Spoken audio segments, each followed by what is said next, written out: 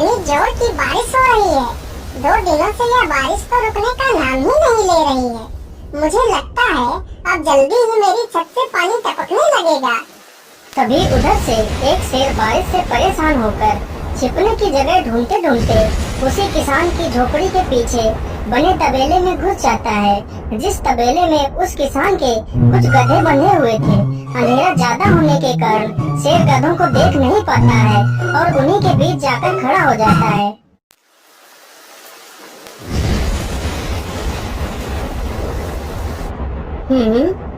यहाँ से तो किसी मनुष्य की आवाज आ रही है। चलो चुपचाप बैठा रहता हूँ।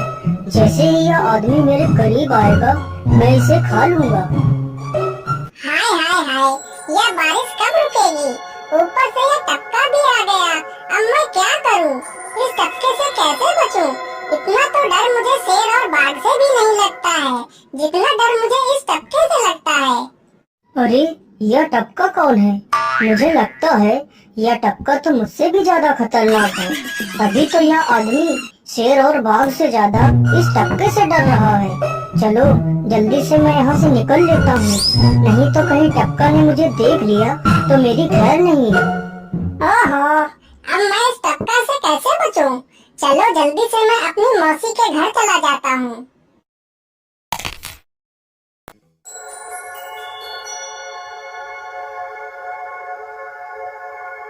अरे चल चल गधे की औलाद, यहाँ पर छिपा हुआ बैठा है। अरे चल जल्दी। अरे ये क्या?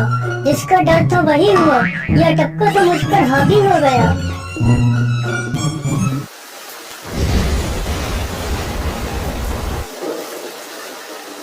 कैसे बचूं?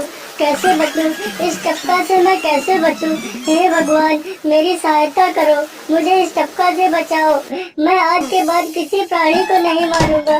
मैं मांसाहार छोड़ के शाकाहारी बन जाऊंगा। भगवान मेरी रक्षा करो। शेर को दौड़ते दौड़ते रात से सुबह हो जाती है।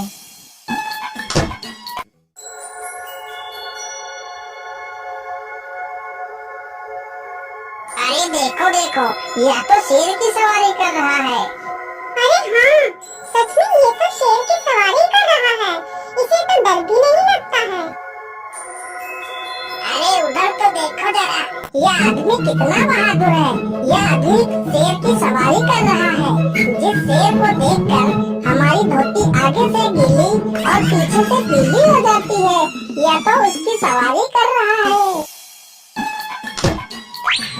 ये गांव के लोग भी ना पागल हो गए हैं जो इस गधे को शेर। अरे बाप रे, यह तो सच में एक शेर है। हे भगवान मेरी रक्षा करो, शेर तो मुझे खा ही जाएगा। राम राम राम राम राम, अब क्या होगा? इस शेर से कैसे बचूं? अरे यह तो एक बरगद का पेड़ है।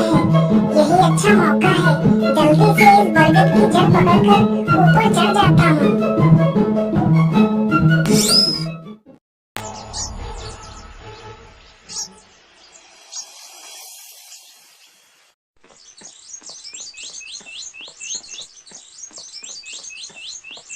अरे शेर भैया, तुम इतनी जोर जोर से भागते हुए कहाँ जा रहे हो? आप तो बहुत डरे हुए लग रहे हो। आप तो जंगल के राजा हो, आपको किसका भय है? टपका, वो टपका मेरी जान के पीछे पड़ा है। अरे शेर भैया जरा मुझे बताओ वो टपका है कहाँ? अरे भालू भैया, वो टपका मेरी पीठ से उतरकर उस बरगद के पेड़ पर चढ़ गया है। उसने मुझे रात भर खूब दौड़ाया है। वो तो भगवान का शुक्र है कि मैं जिंदा बच गया। चलो शेर भैया, मुझे उस टपके के पास ले चलो, जरा मैं भी तो देखूं आखिर ये टपका है कौन। अरे नहीं भालू भाई, बड़ी मुश्किल से तो मेरी जान बची है। मैं अपनी जान फिर जोखिम में नहीं डालूंगा। तुम्हें जाना है तो जाओ। अच्छा ठीक है शेर भाई, तुम यहीं रुको, मैं अभी बरगद के पेड़ पर देखकर आता हूँ आखिर ये टपका है कौन। जाओ जाओ बच्चों, जब वो टपका तुम्हारे ऊपर हावी होगा तो पता चलेगा। अरे कहाँ है यह टपका जिसने राजा जी की हवा टाइट कर दी? चलो इस पेड़ पर चढ़कर देखता हूँ। अरे बाप रे बाप, शेर क्या अकेला कम था, जो ये भालू भी आ गया। मुझे लगता है कि आज मेरी मौत निश्चित है। भालू पेड़ पर उल्टा होकर चढ़ने लगता है। तभी किसान और तेज से कांपने लगता है। कांपने की वजह से किसान के हाथ से छड़ी छूट जाती है और उल्टा होकर चढ़ रहे भालू के पिछवाड़े पर जा लगती है। भालू धड़ाम से जमीन पर गिरता है।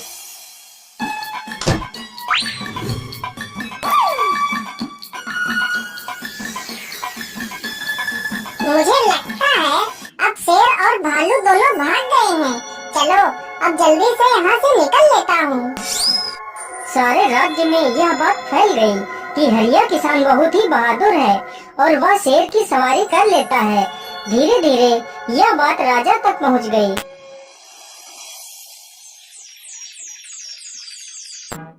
महाराज, क्यों न हम पड़ोस के गांव से हरिया किसान को बुलवा लेते हैं। वह बहुत ही बहादुर है। उसके बहादुरी के चर्चे तो पूरे राज्य में हैं। मुझे पूरा विश्वास है वह इस काम को जरूर कर सकता है। वह इस दुष्ट शेर को जरूर पकड़ लेगा। सैनिकों, हरिया किसान को आदर पूर्वक हमारे दरबार में पेश किया जाए। महाराज, आपने हमें याद किया। बताइए क्या बात है। मालिक, हमसे कोई भूल हो गई क्या मालिक? नहीं नहीं हरिया, तुमसे कोई गलती नहीं हुई है। यह कुछ लोग पड़ोस के गांव से आए हैं। इनका कहना है कि इनके गांव में कोई दुष्ट शेर आ गया है जो इनके पशुओं को उठाकर ले जाता है और उन्हें मारकर खा जाता है। हमने तुम्हारी बहादुरी के बहुत सारे किस्से सुने हैं। तुम बहुत ही बहादुर हो, इसलिए मैं तुम्हें उस शेर को पकड़ने की ये जिम्मेदारी सौंपता हूँ। अरे बाप रे बाप, उस बार तो मैं शेर के हाथों बच गया था, लेकिन इस बार मैं नहीं बचूंगा। अगर मैंने महाराज को सच सच बता दिया तो झूठ बोलने के जुर्म में मुझे फांसी पर ही चढ़ा देंगे। अरे हरिया, तुम मन ही मन क्या बड़बड़ा रहे हो? कुछ नहीं महाराज, कुछ नहीं। मैं सोच रहा था कि मैं शेर को कैसे पकड़ूं। ये लो हरिया, कुछ स्वर्ण मुद्राएं रख लो, ये तुम्हारे काम आएंगी। क्या करूं, कैसे पकड़ूं उस शेर को? ये महाराज ने भी मुझे कैसी दुविधा में डाल दिया है। क्या करूं, क्या करूं? हाँ, मिल गया। फिर हरिया बाजार से एक रस्सी और एक जाल तथा एक बकरी खरीद कर लाता है।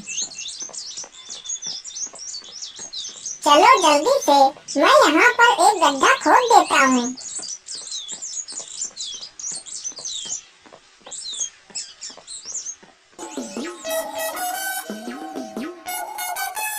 गड्ढा तो खोद दिया। चलो अब जल्दी से इस बकरी को रस्सी से बांध देता हूँ। हरिया ने बकरी को रस्सी से बांधकर गड्ढे में खड़ा कर दिया और जाल को लेकर पेड़ की डाल पर बैठ जाता है। थोड़ी ही देर बाद जब बकरी को भूख लगती है तो वह चिल्लाने लगती है।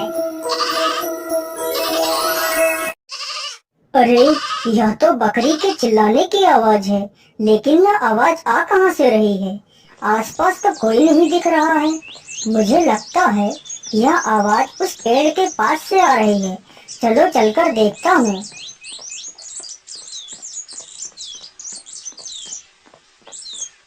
अरे वाह, आज तो शिकार मेरे पास खुद चलकर आ गया। शेर तुरंत ही बिना देर किए हुए गड्ढे में छलांग लगा देता है। तभी किसान तुरंत ही बकरी को ऊपर खींच लेता है और जाल को गड्ढे के ऊपर गिरा देता है। शेर गड्ढे में ही फंस जाता है। ये देखकर गांव के सभी लोग बहुत ही खुश हो जाते हैं।